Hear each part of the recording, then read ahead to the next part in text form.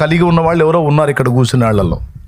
వాళ్ళు పురుషుల్లో ఉన్నారో స్త్రీలలో ఉన్నారో, ఈ దురాత్మల చేత పీడించబడుతున్నోళ్ళు, ఈ మంత్ర ప్రయోగ తంతుల చేత అల్లాడుతున్నోళ్ళు, మాంత్రికుల చుట్టూ తిరుగుతున్నోళ్ళు, బాధలు పడుతున్నోళ్ళు, డబ్బులు తీసుకుంటున్నోళ్ళు, మొత్తానికి బాపత ఎవరో ఉన్నారు. నాకు తెలియదు ఇక్కడ ఉన్నారో, ఆ లైవ్లో ఉన్నారో, ఎక్కడున్నారో.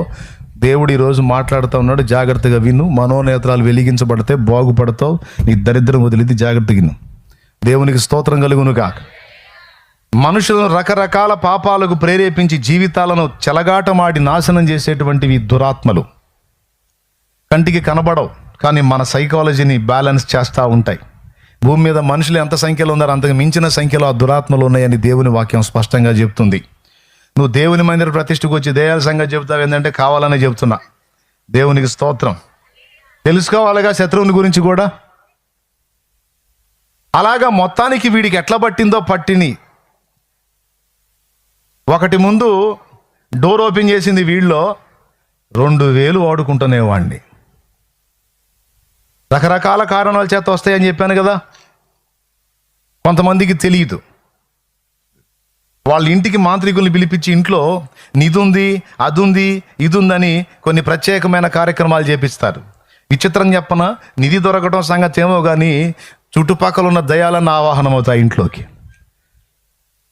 తెలుసా మీకు ఆ సంగతి? చుట్టుపక్కల ఉన్నాయన్నీ ఆవాహనం అవుతాయి అక్కడికి. నేను చర్చి ప్రేయర్ మొదలుపెట్టాను శాంతినగర్లో.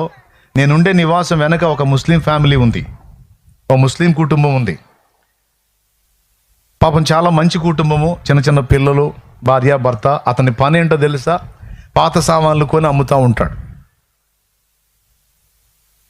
ఓ రోజు సాయంత్రం 9:30-10 అప్పుడు నైటు అక్కడ నుంచి కొంతమంది, ఆ అబ్బాయి మా ఇంటి వెనకే ఉంటాడు, మందిరం వెనకే ఉంటాడు. కొంతమంది పరిగెత్తుకుంటా నా దగ్గరికి వచ్చారు. అన్నయ్య అనుకుంటా, ముస్లిం సోదరులు. నేను ఉలిక్కిపడి లేచాను, ఏమైందని. ఇట్లా మౌలాలి పరిస్థితి బాగలేదు, చచ్చిపోయే పరిస్థితిలో ఉన్నాడు, వాడి బ్లడ్ వస్తుంది వాడి నోట్లో నుంచి, వాడికి ఏదో అయిపోయిందని పాపం వచ్చారు. పాపం పరిగెత్తుకుంటా, నేను పరిగెత్తుకుంటా వెళ్ళా. ఇంటి మందిరం బ్యాక్ సైడేగా వెళ్తే నీళ్ళ తొట్లు ఉంటాయి కదా, తొట్లు ఉంటాయి కదండి, ఏమంటారు మీరు? గాబులేగా. ఒక పెద్ద గాబు, ఒక చిన్న గాబు ఉంది. 2 గాబుల మధ్యలో ఉన్నాడు మనోడు, బోర్లబడి ఉన్నాడు.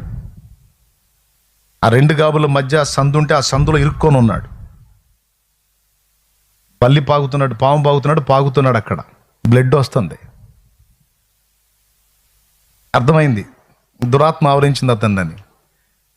పోయి ప్రార్థన చేసి యేసు రక్తం రాసి